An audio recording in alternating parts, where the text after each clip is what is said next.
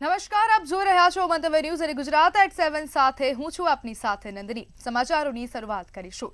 રાજ્યમાં આગામી 7 દિવસ વાતાવરણ સૂકું રહેશે। અમદાવાદમાં લઘુત્તમ તાપમાન 17.2 ડિગ્રી જોવા મળશે, જ્યારે ગાંધીનગરમાં 16.5 ડિગ્રી તાપમાન રહેવાની આગાહી કરવામાં આવી છે। 24 કલાક બાદ તાપમાનમાં 2 થી 3 ડિગ્રી ઘટાડો થશે, જ્યારે જૂનાગઢના કેશોદમાં સૌથી ઓછું તાપમાન 12.8 ડિગ્રી રહેશે। અમદાવાદ અને ગાંધીનગરમાં હજુ ઠંડી વધશે, જ્યારે ગુજરાત રાજ્યમાં ઠંડકનો મારો યથાવત રહેશે। તેમજ આગામી દિવસોમાં તાપમાન વધુ નીચું જવાની આગાહી કરવામાં આવી છે।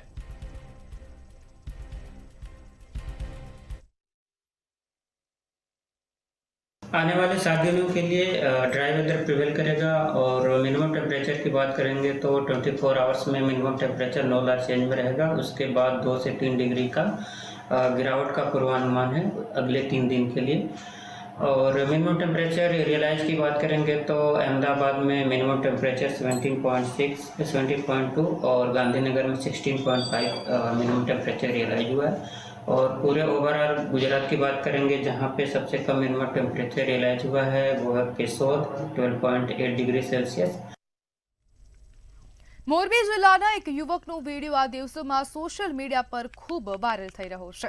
આ વિડીયો રશિયા યુક્રેન યુદ્ધ વચ્ચે વાયરલ થયો છે, જેમાં વિડીયોમાં આ વ્યક્તિ લોકોને રશિયન સેનામાં સામેલ ન થાય તેવી અપીલ કરી રહ્યો છે। ત્યારે વધુ વિગત સાથે જોઈએ ખાસ અહેવાલ। મોરબીનો યુવક રશિયા યુક્રેન યુદ્ધમાં ફસાયો। સાહિલ મોહમ્મદ હુસૈન યુક્રેનિયન સેનાના કબજામાં। યુવકે યુક્રેન સરહદેથી વધુ એક વિડીયો શેર કર્યો। ભારતીયોને રશિયન સેનામાં સામેલ ન થવા અપીલ કરી। વડાપ્રધાન પાસે વતન પરત લાવવા મદદ માંગી। રશિયા અને યુક્રેન વચ્ચે ચાલી રહેલા ભીષણ યુદ્ધમાં હવે ગુજરાતનો વધુ એક યુવક ફસાયો છે। મોરબીના રહેવાસી સાહિલ મોહમ્મદ હુસૈન નામના યુવકે યુક્રેન સરહદેથી એક વિડીયો શેર કરી પોતાની આપવીતી જણાવી છે। સાહિલનો આરોપ છે કે તેને રશિયામાં ખોટા ડ્રગ્સ કેસમાં ફસાવી બ્લેકમેલ કરીને બળજબરીપૂર્વક રશિયન સેનામાં ભરતી કરવામાં આવ્યો હતો। 2024 में मैं रशिया में अपनी स्टडीज के लिए आया था, लेकिन अपने कुछ फाइनेंशियल प्रॉब्लम्स और वीज़ा प्रॉब्लम्स की वजह से कुछ प्रॉब्लम में फंस गया था। तो इसलिए रशिया में कुछ लोगों के कॉन्टेक्ट में आने की वजह से ड्रग केस में फंस गया हूँ और मुझे यहाँ पर पुलिस वेस्टर्न गवर्नमेंट और पुलिस की वजह से 7 सालों की जेल हुई थी। સાહિલ ઉચ્ચ અભ્યાસ માટે રશિયા ગયો હતો। ત્યાં તે પોતાનો ખર્ચ કાઢવા માટે એક કુરિયર કંપનીમાં પાર્ટ ટાઈમ નોકરી કરતો હતો। એક દિવસ રશિયાની પોલીસે તેને પકડી લીધો અને તેના પર ડ્રગ્સ સ્મગલિંગનો ખોટો આરોપ લગાવ્યો। તેને ધમકી આપવામાં આવી કે જો તે રશિયન સેનામાં જોડાવાના કરાર પર સહી નહીં કરે તો તેને લાંબી જેલની સજા થશે। જીવ બચાવવા અને જેલથી બચવા માટે મજબૂરીમાં સાહિલે કરાર સ્વીકાર્યો। આ સાથે જ માત્ર 15 દિવસની તાલીમ બાદ તેને યુક્રેન બોર્ડર પર લડવા મોકલી દેવાયો। एक मैसेज है जो अपने भारतीय नागरिकों को देना चाहता हूँ। जो कोई स्टूडेंट रशिया में आ रहा है अपनी हाई स्टडीज के लिए या फिर वर्क के लिए, बी केयरफुल, बिकॉज यहाँ पर बहुत सारे स्कैमर्स है, बहुत सारे like criminal cases like narcotic cases and another illegal cases बहुत सारे हैं। तो अपना ध्यान रखें और जितना हो सके इस एसओ से दूर रहे। સરહદ પર પહોંચતા જ સાહિલે રશિયા તરફથી લડવાને બદલે યુક્રેનની સેના સામે આત્મસમર્પણ કરી દીધું હતું।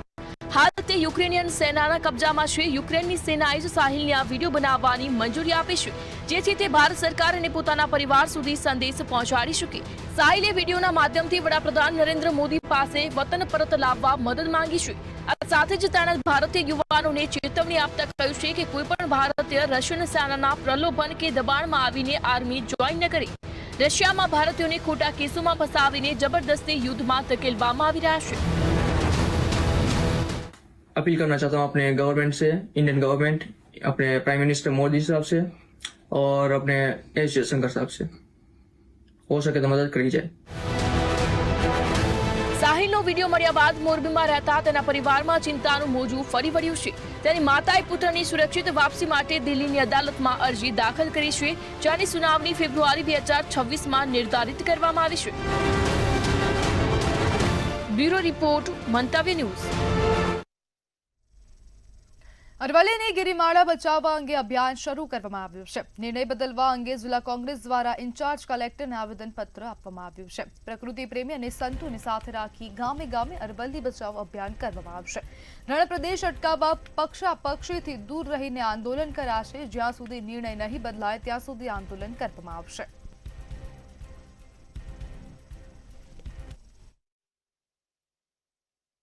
અરવલ્લી જિલ્લા કોંગ્રેસ સમિતિ દ્વારા આજે કલેક્ટરશ્રીને આવેદનપત્ર આપવામાં આવ્યું છે અને એમાં અમે સ્પષ્ટ જણાવ્યું છે કે જે સુપ્રીમ કોર્ટની જે કેન્દ્ર સરકારની ગાઈડલાઈન દ્વારા જે નિર્ણય કરવામાં આવ્યો કે 100 મીટરથી ઓછી હોય તેવી અરવલ્લીની ગિરિમાળાઓ એ અરવલ્લી ગણાય નહીં, એની સામે અમારો સખ્ત વિરોધ છે. આ અરવલ્લી બચાવ અભિયાનની શરૂઆત અમે કરી ચૂક્યા છીએ. ગામે ગામ જઈ લોકોમાં પણ જાગૃતિ લાવીશું, કારણ કે અરવલ્લીની હારમાળા જો ખતમ થશે તો રણ પ્રદેશ પણ વધશે. અમને ટેકો આપ્યો છે ત્યારે અમે બધા સાથે મળી આગામી દિવસોમાં આ અરવલ્લી બચાવની ઝુંબેશ પૂરજોશમાં કરીશું અને નિર્ણય જો સુધી નહીં ખેંચાય ત્યાં સુધી અમે તમામ પ્રયત્નો હાથ ધરી અને આ આંદોલનો ચલાવીશું. રાજ્યભરમાં ખાનગી શાળાઓ ખાસ કરીને અંગ્રેજી માધ્યમની શાળાઓની સંખ્યા સતત વધી રહી છે. છેલ્લા 5 વર્ષમાં માત્ર મહેસાણા જિલ્લામાં જ 30 નવી ખાનગી શાળાઓ શરૂ થઈ છે, જે ખાનગી શિક્ષણના વિસ્તરણને દર્શાવે છે. આજ સમયગાળા દરમિયાન ગુજરાતમાં મોટી સંખ્યામાં વાલીઓએ પોતાના બાળકોને ખાનગી શાળાઓમાંથી કાઢીને સરકારી શાળાઓમાં પ્રવેશ અપાવ્યો છે. છેલ્લા 5 વર્ષમાં 10,476 વિદ્યાર્થીઓએ ખાનગી શાળા છોડીને સરકારી શાળાઓ પસંદ કરી છે.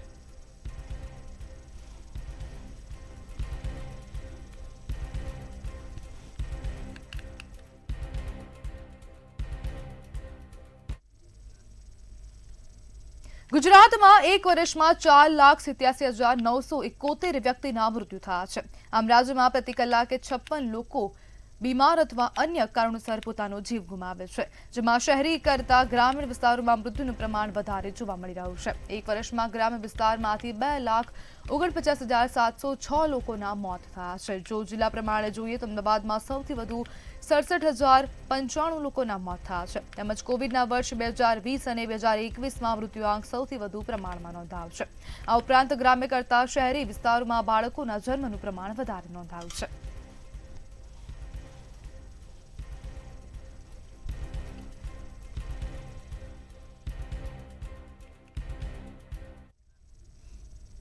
સુરતમાં 7 વર્ષની દીકરીની દીક્ષા રોકવાનો મામલો સામે આવ્યો છે. જે પિતાની જાણ બહાર જ માતાએ દીકરીની દીક્ષા નક્કી કરી હતી, જેને લઈ પિતાનો વિરોધ હોતા મામલો કોર્ટ સુધી પહોંચ્યો હતો. ત્યારે કોર્ટમાં શું સુનાવણી કરવામાં આવી છે, આવો જોઈએ. સુરતમાં 7 વર્ષની દીકરીની દીક્ષાનો મામલો. 7 વર્ષની દીકરીની દીક્ષાને લઈ માતા અડગ. દીક્ષા રોકવા પિતાએ કોર્ટમાં કરી હતી અરજી. પત્નીને કોર્ટમાં એફિડેવિટ રજૂ કરવા આદેશ. એફિડેવિટના આધારે કાર્યવાહી હાથ ધરાશે. સુરતમાં 7 વર્ષની દીકરીની દીક્ષા રોકવાનો મામલો સામે આવ્યો છે. પિતાની જાણ બહાર જ માતાએ દીકરીની દીક્ષા મુંબઈમાં નક્કી કરી નાખી હતી. દીકરીના માતા અને પિતા છેલ્લા 8 મહિનાથી અલગ રહે છે. પત્નીની માત્ર એક જ શરત હતી કે દીકરીને દીક્ષા માટે હા પાડું તો જ ઘરે પાછી આવીશ.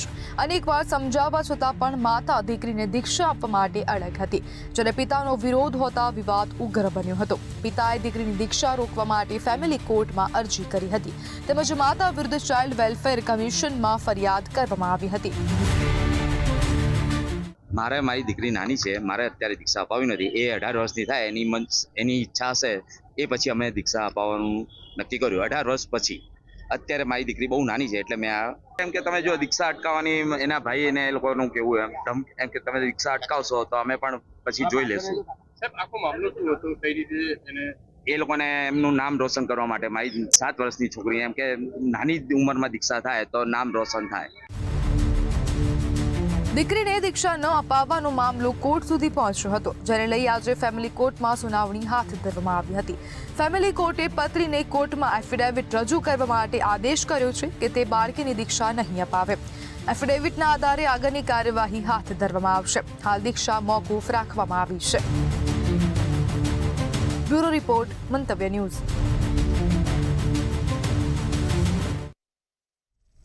મહેસાણા જિલ્લાના કડી ખાતે ખેતીવાડી ઉત્પન્ન બજાર સમિતિમાં યોજાયેલા સહકારિતા સંમેલનમાં પૂર્વ નાયબ મુખ્યમંત્રી નીતિન પટેલે બેબાક નિવેદન આપ્યું હતું. તેમણે નામ લીધા વગર કેટલાક નેતાઓને આડે હાથ લેતા કહ્યું કે સાચું કામ કરીએ ત્યારે જ આપણે સાચા કાર્યકર કહેવાઈએ.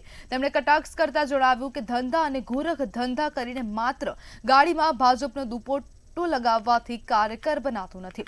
નીતિન પટેલના આ નિવેદનથી સંમેલનમાં હાજર ભાજપના અનેક નેતાઓ સ્તબ્ધ થઈ ગયા હતા. ધંધા ગોરખ ધંધા કરવાના અને આગળ ગાડીમાં ભાજપનો દુપટ્ટો લગાવવાનો, હવે બધાને બધી ખબર છે એટલે કોઈ હવે બહુ છેતરાતો નથી. શરૂઆતમાં લોકો છેતરાતા હતા. અને પોતાનામાં સાચું શું છે એ સહકારી ભાવના બતાવવી જોઈએ. ખેડાની નડિયાદ કોર્ટે આધેડને આજીવન જેલની સજા ફટકારી છે. આધેડે 4 નાની બાળકીને હવસનો શિકાર બનાવી હતી. 54 વર્ષીય ચંદ્રકાંત પટેલને છેલ્લા શ્વાસ સુધીની જેલની સજા ફટકારવામાં આવી હતી. બાળકી સાથે દુષ્કર્મ કરી અશ્લીલ વિડીયો બનાવ્યો હતો. આધેડ બાળકીને મારી નાખવાની ધમકી પણ આપતો હતો. 8 થી 11 વર્ષની દીકરીઓને ચોકલેટની લાલચ આપતો હતો. તેમજ નડિયાદ કોર્ટે આધેડને સજા અને ₹1,51,000 દંડ ફટકાર્યો હતો. આજરોજ નામદાર ડિસ્ટ્રિક્ટ જજ શ્રી પુરોહિત સાહેબે આ કામના આરોપી ચંદ્રકાંત ઉર્ફે પેન્ટર પટેલને આઈપીસી તથા પોક્સો એક્ટની અલગ અલગ કલમોમાં થઈને દરેક કલમોમાં સજા ફટકારી છે. તેમાં મહત્તમ સજા જીવે ત્યાં સુધી એટલે કે છેલ્લા શ્વાસ સુધીની સજા ફટકારી છે. અને અલગ અલગ કલમોમાં થઈને કુલ 1,50,000નો દંડ કર્યો છે. અને ₹2 લાખ ગુજરાત સરકારની કોમ્પન્સેશન સ્કીમ હેઠળ આ કામના ભોગ બનનારના પરિવારને ચૂકવવાનો કોર્ટે હુકમ કરેલો છે. મહીસાગર પંથકમાં વધતા કમળાના કેસોનો મામલો સામે આવ્યો છે. મંતવ્ય ન્યૂઝ દ્વારા વિસ્તૃત અહેવાલ પ્રસિદ્ધ કરાયો હતો. બાલાસિનોર નગરમાં કમળાના કેસોએ માજા મૂકી હતી. કલેક્ટર દ્વારા શહેરના વિવિધ વિસ્તારની મુલાકાત લેવાઈ હતી. કમળાના વધતા જતા કેસોને લઈ કલેક્ટર એક્શન મોડમાં આવ્યા છે. નગર વિસ્તારમાં આવેલી પાણીની ટાંકીઓનું નિરીક્ષણ કરવામાં આવ્યું. વધતા કેસોને લઈને આરોગ્યની 52 ટીમો સર્વે માટે મેદાનમાં ઉતરી છે.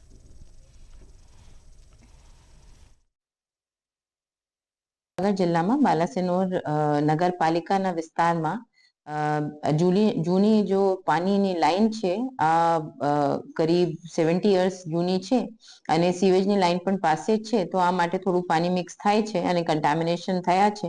કઈ એક વિસ્તાર જો નગરપાલિકાના છે આ અફેક્ટેડ છે. આ માટે અમારી હેલ્થ ટીમ નગરપાલિકાની ટીમ સતત કામ કરે છે. હેલ્થ ટીમના ટોટલ સર્વે કરીબ 15-20 દિવસથી ચાલે છે. ટીમ હવે વધારવામાં પણ આવી છે. હવે 52 ટીમ્સ કામ કરે છે. અલગ અલગ વિસ્તારમાં આ લોકો એક સર્વે કરશે કે કેટલા લોકો પાણીના શું સ્ટેટસ છે, ફિટ છે કે અનફિટ છે, ક્લોરિનેટેડ છે કે નહીં. અને પછી જો જેમને સારવારની જરૂર હોય, જેમને કોઈ થોડા ઘણા સિમ્ટમ્સ હોય તો એમને સારવાર પણ મળશે, એમને રેફર પણ કરવામાં આવશે. અમદાવાદના ધોળકામાં ગેરકાયદેસર પાઇપલાઇન દ્વારા પ્રદૂષણ ફેલાવતી ત્રાસદ રોડ સ્થિત જીમાટેક્સ કંપની માટે જીપીસીબીએ કાર્યવાહી હાથ ધરી હતી. છેલ્લા 15 વર્ષોથી કંપનીના કેમિકલયુક્ત પાણીથી નેસડા, ભેટાવાળા તેમજ પાલડીમાં અનેક રોગો ફેલાઈ રહ્યા હતા. જીપીસીબી દ્વારા વીજ કનેક્શન કાપી પાઇપલાઇન દૂર કરવા નોટિસ અપાઈ હતી તેમજ ₹1,50,000ની બેંક ગેરંટી જમા કરાવવા અંગે સૂચન આપ્યું હતું.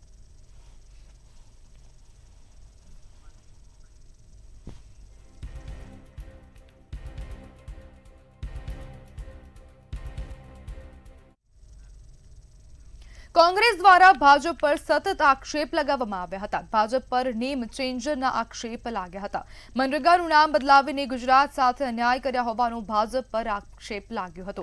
તેમજ યોજનામાં ભાજપના નેતાઓની સંડોવણીના લીધે ભ્રષ્ટાચાર વધવાના આક્ષેપ પણ કરવામાં આવ્યા છે. કેન્દ્રની અંદર 2014માં વિવિધ ચૂંટણી પ્રચાર દરમિયાન બદલાવ માટે મત માંગનારી મોદી સરકાર સત્તામાં આવતાની સાથે જ નેમ ચેન્જર તરીકે કામ કરી રહી છે. ચૂંટણી પહેલા સભાની અંદર ગેમ ચેન્જરની વાતો કરનાર મોદી સરકાર છેલ્લા 11 વર્ષની અંદર નામ બદલાવની કામગીરી એટલે કે નેમ ચેન્જર તરીકે કામ કરી રહી છે. 100 દિવસના રોજગાર માટેનો જે કાયદો મનરેગા, એમાં ગુજરાતમાં એક તો ભાજપ સરકારના પાપે ભ્રષ્ટાચારની નીતિ રીતિના કારણે, મંત્રી પુત્રોની સંડોવણીના કારણે અને અનેક સંત્રી પુત્રોની ભાગીદારીના કારણે ગુજરાતમાં 42 દિવસથી 46 દિવસથી રોજગાર આપી શકી છે સરકાર. એમાં પણ અનેક ગણો ભ્રષ્ટાચાર, અને ભ્રષ્ટાચાર ગામથી લઈને ગાંધીનગર ને શહેરથી લઈને સચિવાલય સુધી વ્યાપેલો હોવાના કારણે જે 8,000 કરોડ 5 વર્ષમાં મળ્યા, જે સદંતર 10મા ભાગનું અન્ય રાજ્યો કરતા, પણ તેમાં પણ ગુજરાતે 8,000 કરોડનો સદુપયોગ કરવાને બદલે 50% કરતા વધુ નાણાં બારોબાર સગે વગે થયા છે. ભાવનગર અમદાવાદ હાઈવે પર અને અમદાવાદના નરોડા અરવિંદ મિલના ગેટ સામે અકસ્માત સર્જાયો હતો. નરોડા અરવિંદ મિલના ગેટ સામે અકસ્માતમાં ટ્રકની અડફેટે 28 વર્ષની યુવતીનું મોત નીપજ્યું હતું. પંજાબથી દર્શનાર્થે આવેલી યુવતીનું મોત નીપજ્યું હતું, જ્યારે પોલીસે પહોંચીને મૃતદેહને પીએમ અર્થે હોસ્પિટલ ખસેડ્યો હતો અને તપાસ હાથ ધરી છે. ત્યારે ભાવનગર અમદાવાદ હાઈવે પર અકસ્માતમાં 2 વ્હીલર ચાલકને ગંભીર ઇજાઓ પહોંચતા મોત નીપજ્યું હતું. બનાવ અંગે જાણ થતાં પોલીસ કાફલો પહોંચ્યો અને તપાસ હાથ ધરી.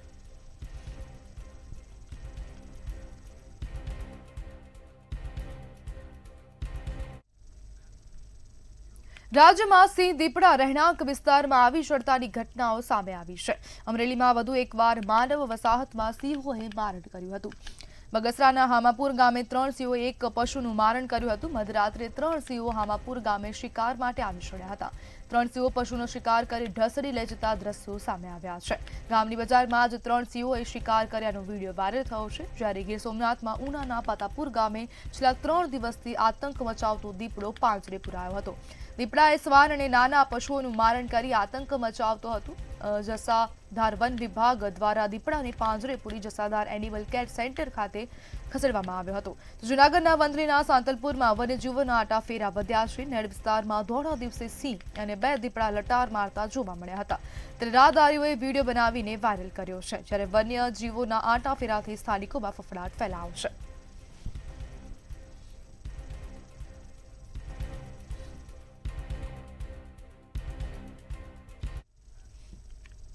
મહેસાણા જિલ્લામાં મનરેગા કૌભાંડનો વધુ એક કિસ્સો સામે આવ્યો છે. વિજાપુર તાલુકાના બિલિયા ગામમાં સ્થાનિકોના નામે જોબ કાર્ડ અને બેંક ખાતા ખોલી ફ્રોડ કરવામાં આવ્યો હોવાનો આક્ષેપ છે. લોકોએ ટીડીઓ અને મામલતદારને આવેદનપત્ર આપી ન્યાય કમિટી બનાવી તપાસ કરવાની માંગ કરી છે. મનરેગામાં મજૂરી કે કામ ન કરવા છતાં સ્થાનિકોને નુકસાન થયું હોવાનું નોંધાયું છે. અમારા ગામની અંદર મનરેગામાં વગર પૂછે, વગર કોઈને ખબર નથી પડી જોબ કાર્ડ નીકળી ગયો છે. સાથે સાથે બેંકનો ખાતો ખોલાઈ ગયો છે. એને એટીએમ ડાયરેક્ટ લઈ લીધો અને બારે પૈસા ઉપડી ગયા છે. અને અત્યારે ખેડૂતોના અભણ ખેડૂતોના બાપાનો પૈસા એમાં જ્યાં, જે આ સહાયના પૈસા આવ્યા, જે પીએમ કિસાનનો હપ્તો આવે એ પણ એમાં જતા રહ્યા. એટલે એમને બહુ તકલીફ પડે. સાથે સાથે મેં અહીંયા માહિતી માગી હતી, તો એ માહિતીમાં એમને મને લખીને મોકલાયું કે માહિતીમાં કે ભાઈ 5 લાખ રૂપિયા તળાવના છે, 4.5 લાખ રૂપિયા નારીઓના છે, એક બીજા નારીઓના 10 લાખ રૂપિયા, એક મિયોવાડ કરી એના 50,000 રૂપિયા. કોઈ કામ થયું નથી અમારા ગામની અંદર.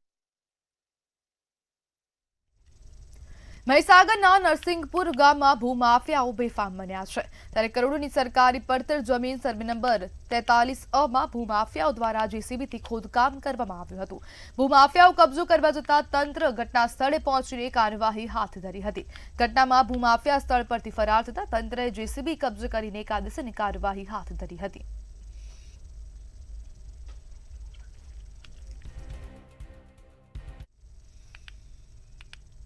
છોટાઉદેપુરના પાટિયા ગામે તાજેતરમાં નિર્માણ પામેલ નવા બ્રિજને લઈ વિવાદ ઉભો થયો છે. ચોમાસા દરમિયાન બ્રિજ નજીક પાણી ભરાઈ જતા હોય છે, ત્યારે ગામમાં આવવા જવા માટે મુશ્કેલી સર્જાય છે. અને એક સાઈડનો બ્રિજ સરખો બનાવ્યો અને એક સાઈડનો બ્રિજ બરાબર ના બનાવ્યાનો ગ્રામજનોએ આરોપ લગાવ્યો છે.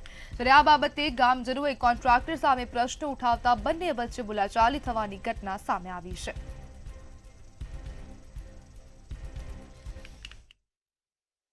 ફૂલનો ઢાર જે આપતા હતા એ ઢારની વેળાએ અમે કોન્ટ્રાક્ટરને એવું કીધું કે અહીંયા આગળ પાણીની સમસ્યા રહેશે અને હાથોર ને કેળ સુધી પાણી રહેશે, એ પાણીનો નિકાલ કરવા માટે અમે આ લોકોને પહેલાંથી કીધું.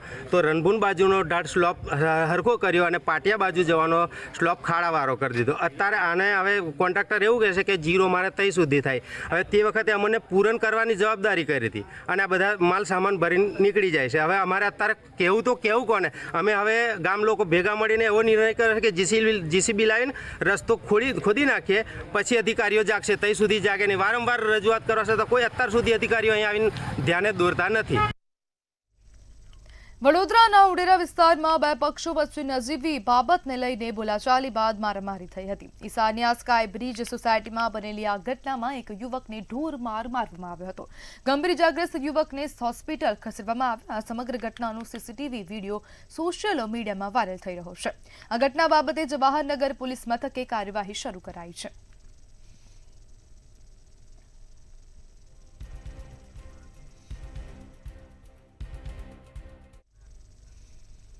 અમદાવાદના વાડજ વિસ્તારમાંથી પશુ ક્રૂરતાનો એક ચોંકાવનારો મામલો સામે આવ્યો છે. સહજ અપાર્ટમેન્ટ પાસે એક નિર્દોષ બિલાડીની ક્રૂર રીતે હત્યા કરવામાં આવી હોવાનો વિડીયો સોશિયલ મીડિયામાં વાયરલ થયો છે.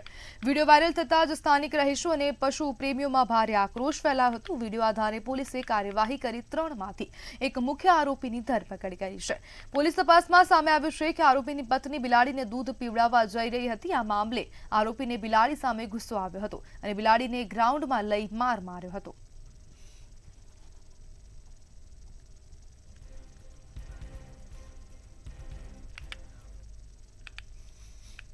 અમદાવાદના ઘાટલોડિયામાં પ્રેમ પ્રકરણમાં લોહિયાળ ખેલ ખેલાયો છે. પત્નીના પ્રેમી પર પતિએ મિત્રો સાથે મળીને જીવલેણ હુમલો કરતા સમગ્ર વિસ્તારમાં ચકચાર મચી જવા પામી છે. મૈત્રી કરારમાં રહેતા યુવક પર શરીરના ઘા ઝીકી દેવામાં આવ્યા હતા. આ મામલે પોલીસે ત્વરિત કાર્યવાહી કરતા એક આરોપી કિરણ પરમારની ધરપકડ કરવામાં આવી છે. જોકે મુખ્ય આરોપી મિહિર સોલંકી હજુ પણ પોલીસ પકડથી દૂર છે. ઘાટલોડિયા પોલીસે ફરાર આરોપીઓને ઝડપી પાડવા માટે તપાસ હાથ ધરી. हमने किरण धीरजलाल परमार ने अटक करेला है. हजी बीजा आरोपी 1-2 जे छे ए हालમાં પૂછપરછ ચાલી રહેલી છે અને બીજા 2 નામ જે છે એ હજી એને શોધવાના નામજોગ ફરિયાદ છે મિહિરની, એમને શોધી અને કાર્યવાહી કરવાની તપાસ ચાલી રહી છે. મિહિર એની પત્નીના લગ્ન જીવન કેટલો હતું અને ક્યાંથી એ લોકો અલગ થયા હતા? એ આશરે મેં કીધું કે 7 વર્ષ પહેલા એના લગ્ન થયેલા હતા અને આ મિહિર અને બિપિન જે આશરે 6-1 વર્ષ પહેલા સાથે પણ રહેતા હતા ત્યાં બાજુમાં, એટલે સાથે રહેવાના કારણે એની ઓળખાણ ફેલી હતી. એ ઓળખાણ રહેવાને કારણે એ અહીંયા રહેવા આવી ગયેલા હતા બંનેને મનમેળ થવાથી.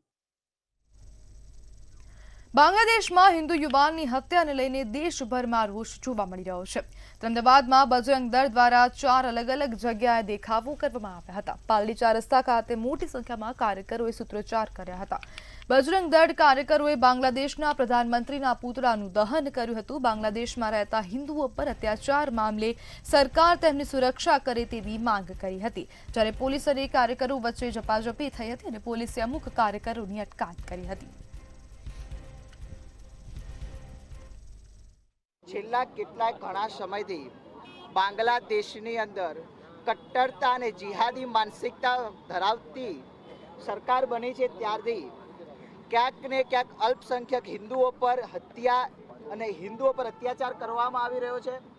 ત્યારે ત્યાંની સરકાર ત્યાંના જિહાદીઓ પર કોઈ કાર્યવાહી નથી કરતી અને આ બાબતમાં આંતરરાષ્ટ્રીય માનવ અધિકાર પંચ આંખ આડા કાન કરી રહ્યું છે. એના વિરોધમાં વિશ્વ હિન્દુ પરિષદ બજરંગ દળ દ્વારા આજે વિરોધ પ્રદર્શનનું આયોજન કરેલ છે. અમદાવાદના વાડજ વિસ્તારમાં યુવક પર હુમલો થયાની ઘટના સામે આવી છે. લવ મેરેજ કરનાર યુવક પર અજાણ્યા ઈસમોએ જીવલેણ હુમલો કર્યો હતો. સમગ્ર બનાવની જાણ થતાં પોલીસે ફરિયાદ નોંધીને તપાસ હાથ ધરી હતી. પોલીસે સીસીટીવી ફૂટેજના આધારે હુમલો કરનાર આરોપીઓની ધરપકડ કરી છે. સોપારીથી કરાયેલા હુમલાની આશંકા સાથે પોલીસે વધુ તપાસ હાથ ધરી.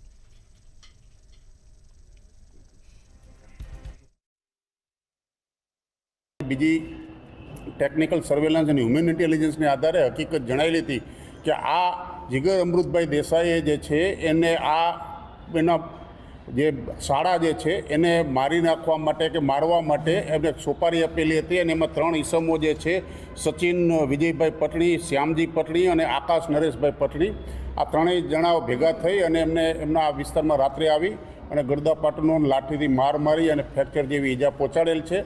અને આ બાબતે હાલમાં આરોપી તરીકે પટણી અને દેસાઈ તપાસમાં નીકળી આવેલા હોય. તો ગુજરાત@7 માં હાલ બસ આટલું જ. વધુ માહિતી માટે જોતા રહો મંતવ્ય ન્યૂઝ. નમસ્કાર.